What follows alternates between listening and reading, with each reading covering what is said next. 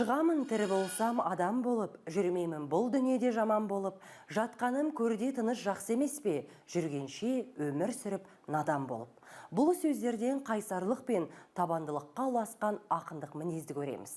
Ол нені айтса да қарабайыр айта алмайды, таусылып, жеріне жеткізе оқырманын иландыра айтады. Армысыздар, бүгінгі 6 сыныпқа арналған қазақ әдебиеті бағдарламасы 20 ғасыр басындағы әдебиетіміздің аса көрнекті тұлғасы Сұлтан Махмұт Торайғыровтың «Шығамын тірі болсам адам болып, мен қазақ» өлеңдері жайлы болмақ.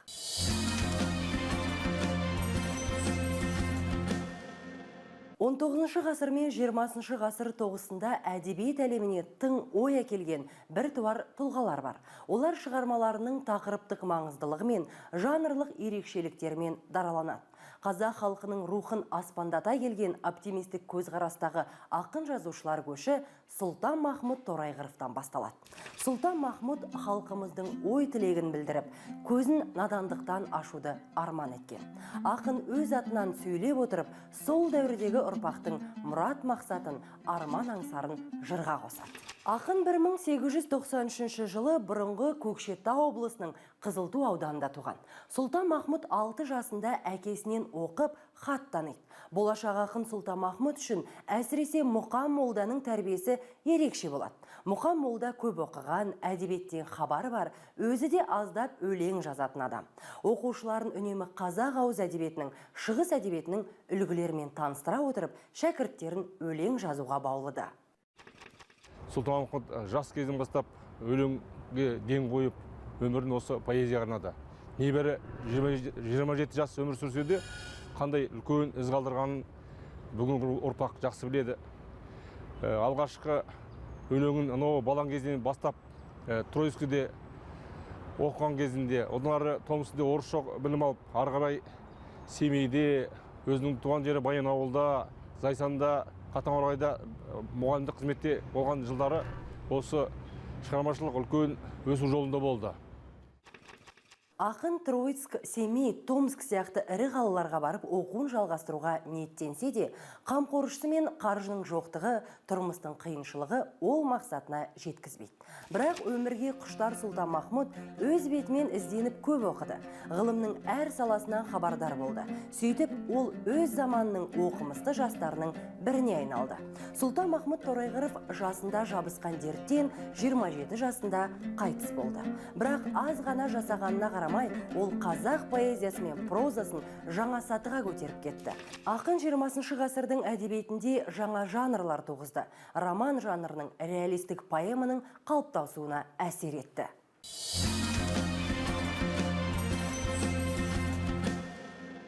Сұлтан Махмұт шығармашылығында ескіні сынау айрықша бір өткір түрге көшеді. Ол қазақ ішіндегі ұнамсыздық, келеңсіз мінездермен кектесе, оларды ызалана шенеп, мінейді. Феодалдық салт сананың тозығы жеткен жақтарын аяусыз әшкерлеп, олардың өмірсіздігін ашады. Жаңару күтіп тұрғанын дәлелдейді. Сол арқылы ақын өз дәуіріндегі қазақ қоғамы дамуының күрделі мәселелер жайлы түйін жасайды. Заманына, заман адамына, қазақ қауымының сол тұстағы өкілдеріне деген ащы сөз, жарлау, сымбатты сұлу, бұлар кім сияқты өлеңдерінде анық бой көрсетеді. Мен қазақпын деп мақтанамын, ұранға алаш деген атталамын. Сүйгенім қазақ өмірі, өзім қазақ, мен неге қазақтықтан сақтанамын. Сұлтан Махмұт Торайғыров. Ақынның «Мен қазақ» өлеңі патриоттық рухтан нәр алған шоқтығы биік өлеңдерінің бірі. Сұлтан Махмұт қазақ елінің кең байтақ өлкесінің дархандығын жырға қосып, сол елдің перзенті болғанын мақтан тұтады. Сондай-ақ ұлан ғайыр жерімді қорғайтын ерлерім де бар деп өзін бақытты жанға балайды. Ер түрік ұрпағымын даңқы кеткен, бір кезде Еуропаңды тітіркенткен, кіргені есік, шыққаны тесік болып, күн батыс, күн шығысқа әмір жеткен деп, тарихтың ескі беттерін парақтап, текті елдің ұрпағы екенімізді еске салады. Ақынның ұлтжандылықтан бастау алған бұл өлеңі адамға рух сыйлап, бойдағы патриоттық сезімді тәрбиелейді. Қазақ өмірін шексіз сүйген, өмірден алаш деп ұрандап өткен Сұлтан Махмұт әрбір қазақтың сондай күй кешкенін қалайды. Сұлтан Махмұттың өмірі мен шығармашылығын алашорда көсемдерінен бөліп қарауға болмайды. Оның көптеген жаңағы азаматтық лирикалар және махаббат лирикалары сол дәуірде Абайдан кейін өзінің бір үлкен биікке көтерілген ұлы ақын екенін дәлелдеді. Сонда анау ішінде бір өлеңінде айтады, ұлт дейтін өлеңінде. Өнер, білім, әділет кім қолдаса, оның жаңа қай ұлт болғаны маған бәрібір дейді. Демек, бұл біз қазір әлде қалай айтып жүрген мынау батыстың үлкен ойшылдар дейміз ғой. Солардың деңгейіне әлде қашан көтеріліп болған ақын. Сол арқылы өзі 27 жыл ғұмыр кешті қысқа ғұмырында. Сол кезде бұл Қазанда оқыды, және ауылын болдыларынан оқи жүріп, бір жақ өз ауру азабымен алыса жүріп, артына жаңа соңына 2 роман, бірнеше поэмаларын, үлкен азаматтық биік деңгейдегі ойлы шығармаларын қалдырды. Сұлтанмахмұт өзінің келесі бір «Шығамын тірі болсам адам болып» атты өлеңін ұстазы Нұрғалиға арнаған. Оны өзінің досы әрі туысы Шайбай Аймановқа хат арқылы жолдаған. Өлең 1913 жылы жазылып, 1922 жылы Қазан қаласында Адасқан өмір кітабында жарияланған. Ақынның «Шығамын тірі болсам адам болып» өлеңіндегі лирикалық қаһарман ақынның өзі, яғни ақынның тұлғасы танылып тұр. Лирикалық шығармаларда ақын тұлғасы өлең кейіпкерімен тұтасып кіргіп кетеді. Сұлтанмахмұт өз атынан сөйлеп отырып, сол дәуірдегі ұрпақтың мұрат мақсатын, арман аңсарын, сезім күйін жырға қосады. Мен балаң жарық күнде сәуле қуған, алуға күнді барып белді буған, жұлдыз болып көрмеймін елдің бетін, болмасам толған айдай балқып туған. Ақын өлеңінің соңғы шумағында ақтық демім таусылғанша надандықпен алысып өтем деп өзіне серт береді.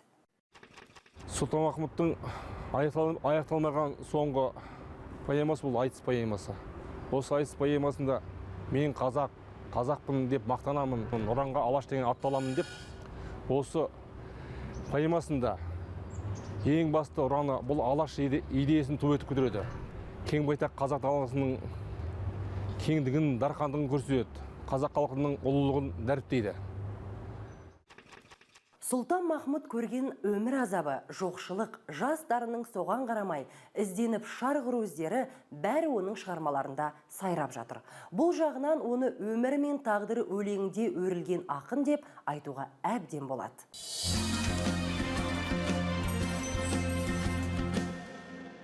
Торайғыров шығармалары 20 ғасырдың басындағы қазақ қоғамының шындығын, ондағы жаңашыл ой пікірдің дамуын танытатын үлкен белес. Оның ізденістері шындықтың ауылын іздеумен байланысты. Бұлтақсыз, жалтақсыз айтылған шындыққа әлеуметтік тіршіліктің шынайы суреттеріне негізделген.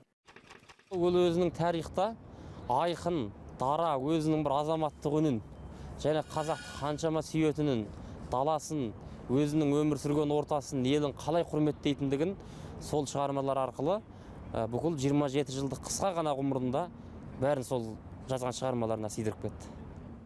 1926 жылы Сұлтанмахмұт Торайғырұлының сөздерін жинау науқанына ат салсыңыздар деген ашық хатында Жүсіпбек Аймауытов ақын елінің тілі ғой, адал туған ұлы ғой, бүлк-бүлк еткен жаны ғой, жанын жеген ары ғой, жаннан ардан безбесе ақынын қандай ел қастерлемесін деп жазды.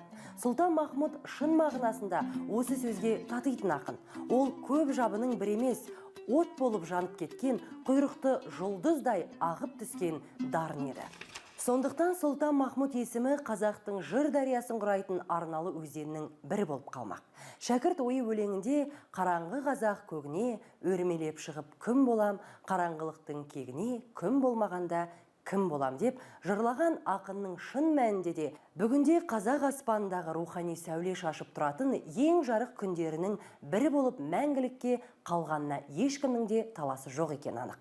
Құрметті көрермен, осымен бүгінгі бағдарламамыз аяқталады. Сұлтанмахмұттың өзге де шоқтығы биік туындыларын ден қойып оқыңыздар. Ал мен сіздермен қоштасамын.